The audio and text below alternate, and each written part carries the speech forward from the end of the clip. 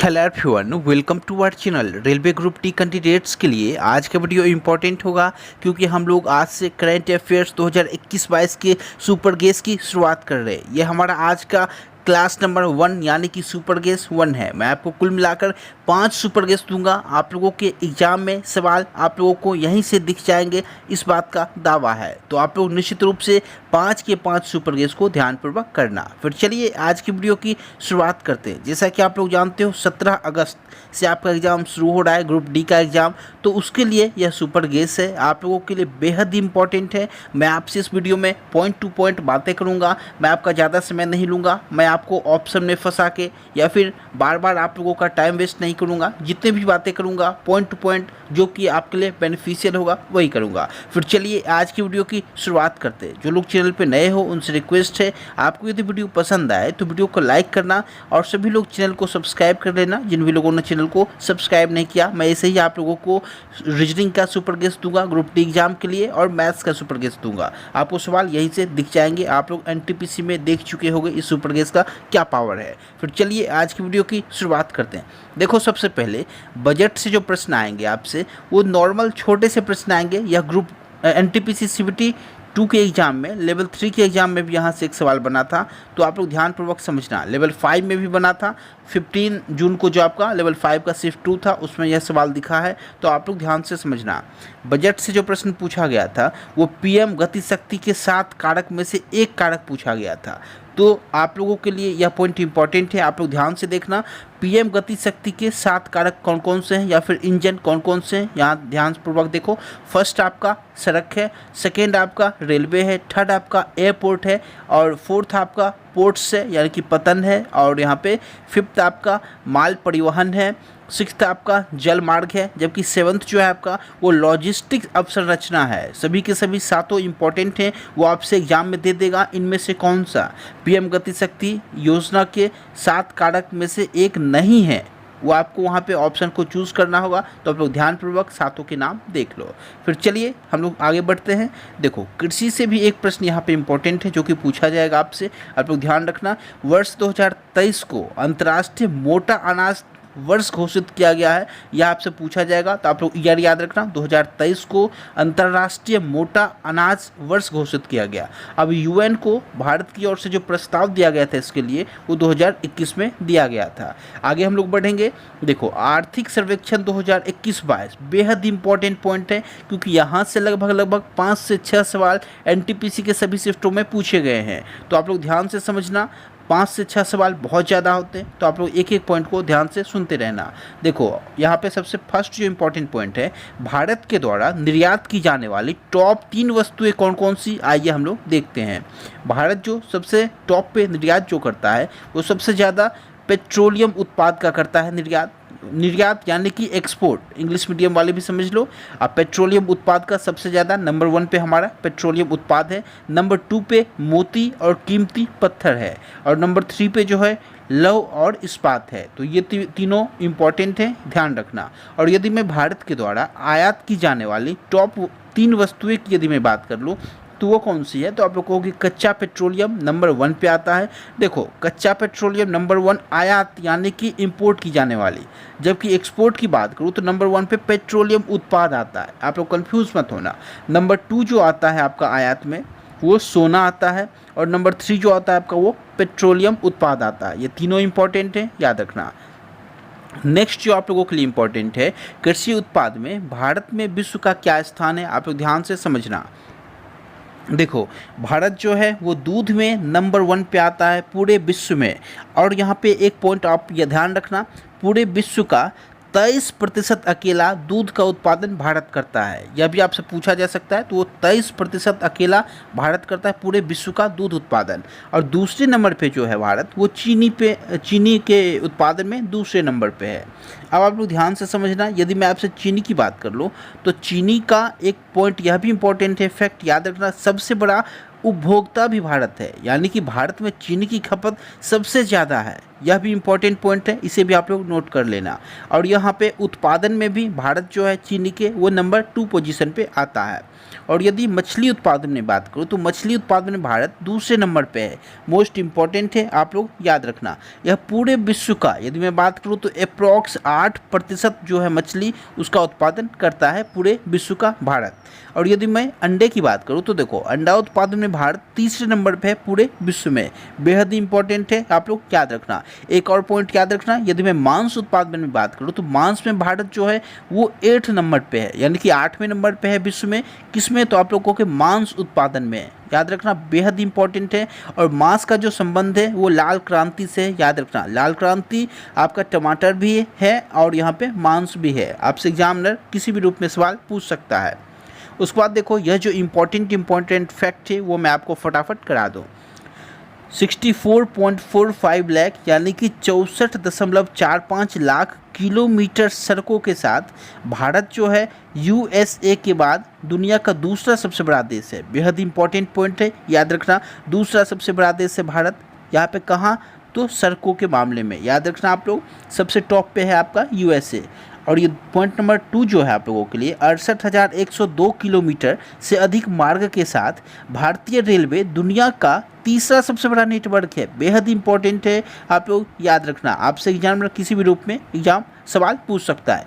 और यहाँ पे एक इम्पॉर्टेंट जो फैक्ट है यह आपसे पूछा जाएगा, निश्चित रूप से ग्रुप डी के एग्जाम में पूछा जाएगा। तो आप लोग ध्यान से देखो, भारतीय रेलवे शून्य कार्बन उत्सर्जन का लक्ष्य कब का रखा है? तो आप लोगों को 2030 तक का रखा है लक्ष्य रेलवे ने शून्य कार्बन उत्सर्जन में।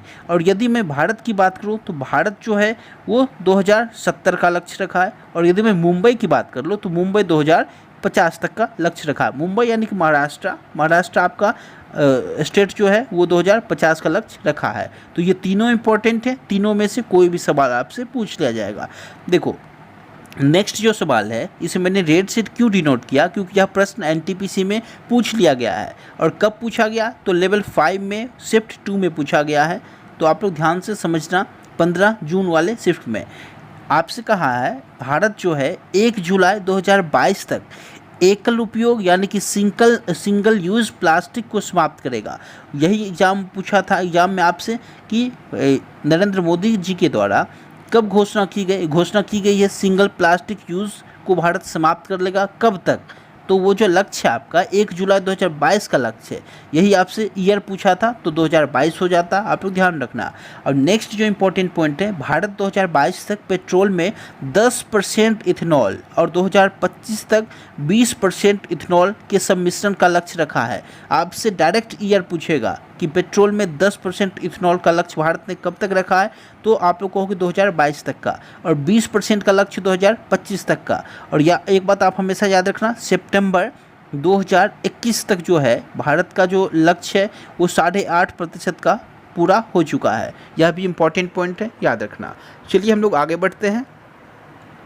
देखो आगे आप लोगों के लिए जो इम्पोर्टेंट पॉइंट है वो है बेंगलोर की जगह अब भारत की स्टार्टअप राजधानी नई दिल्ली होगी। बेहद इम्पॉर्टेंट है, आपसे पूछा जाएगा। दूसरा जो इम्पोर्टेंट पॉइंट है, भारत अमेरिका और चीन के बाद विश्व का तीसरा सबसे बड़ा स्टार्टअप इकोसिस्टम बन गया है। बेहद इंपॉर्टेंट प्रश्न है। अमेरिका और चीन के बाद भारत तीसरे नंबर पे आ चुका है स्टार्टअप इकोसिस्टम में। तो नेक्स्ट जो आप लोगों के लिए इम्पोर्टेंट पॉइंट वो यहाँ पे है 2020-22 के दौरान शुरू किए गए अन्य दिवस। कुछ इम्पोर्टेंट महत्वपूर्ण दिवस हैं जिसकी घोषणा प्रधानमंत्री के द्वारा साथ ही साथ केंद्र सरकार की ओर से की गई है। तो हम लोग आइए उसे एक बार कवर कर लेते हैं क्योंकि आपसे यहाँ से सवाल पूछा जाएगा।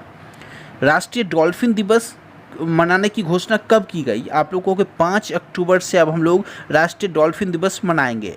नेक्स्ट है मैत्री दिवस, कब? तो आप लोग कहोगे 6 दिसंबर को हम लोग मैत्री दिवस के रूप में मनाएंगे। और यह क्यों मनाया जाएगा? तो भारत और बांग्लादेश के बीच फ्रेंडशिप के लिए हम लोग इसे मनाएंगे क्योंकि 1971 में ही बांग्लादेश की स्थापना की गई थी। क्योंकि आपने देखा था भारत और पाकिस्तान के बीच जब युद्ध छिड़ा था तो इंदिरा गांधी का जो देन है वो बांग्लादेश देन है। उनके द्वारा ही आगे बढ़ चढ़ के हिस्सा लेकर पाकिस्तान को सबक सिखाया गया और उसके बाद बांग्लादेश को अलग किया गया और एक नए राष्ट्र के रूप में बांग्लादेश उभर के आया। तो नेक्स्ट जो आप लोगों के लिए इम्पोर्टेंट है राष्ट्रीय स्टार्टअप दिवस, वो कब मनाया जाएगा? तो 16 जनवरी को मनाया जाएगा। आप लोग याद रखना, बेहद इंपॉर्टेंट है, आपसे निश्चित पूछा जाएगा।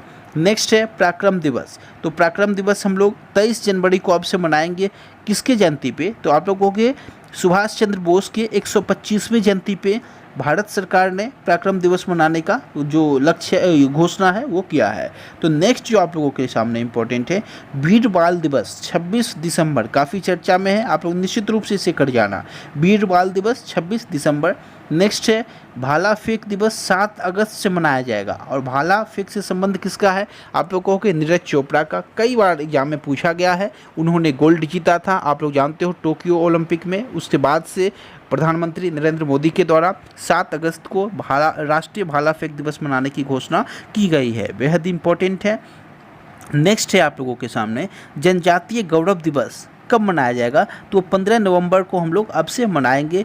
बिरसा मुंडा जी को याद करने के उपलक्ष्य में हम लोग मनाएंगे। उनका जो भी योगदान रहा उसके उपलक्ष्य में हम लोग मनाएंगे। कौन सा? तो जनजातीय गौरव दिवस। कब से? 15 नवंबर से। तो डेली हम लोग अब प्रत्येक साल 15 नवंबर को जनजातीय गौरव दिवस मनाएंगे। अब नेक्स्ट जो आप लोगों के लिए इम्पोर्टेंट पॉइंट है, खनिज उत्पादन एवं भंडारण में भारतीय राज्य कौन कौन से हैं? इस डाटा को आप लोग एक बार ध्यान से देख लो और समझ लो। क्योंकि देखो, खनिज में यदि मैं बात करूँ तो बॉक्साइट में यदि बात करूँ तो उत्पादन में प्रथम ओडिशा है और भंडारण में भी ओडिशा ही प्रथम है। कोयला छत्तीसगढ़ टॉप पे है, झारखंड भंडारण में टॉप पे है और उत्पादन में छत्तीसगढ़। तांबा की यदि मैं बात करूँ तो मध्य प्रदेश आपका उत्पादन में है, राजस्थान भंडारण में है। कच्चा तेल राजस्थान टॉप पे है उत्पादन में और असम जो है वो भंडारण में टॉप पर है। हीरा जो है वो मध्य प्रदेश उत्पादन में प्रथम है और मध्य प्रदेश ही भंडारण में भी प्रथम है हीरे में।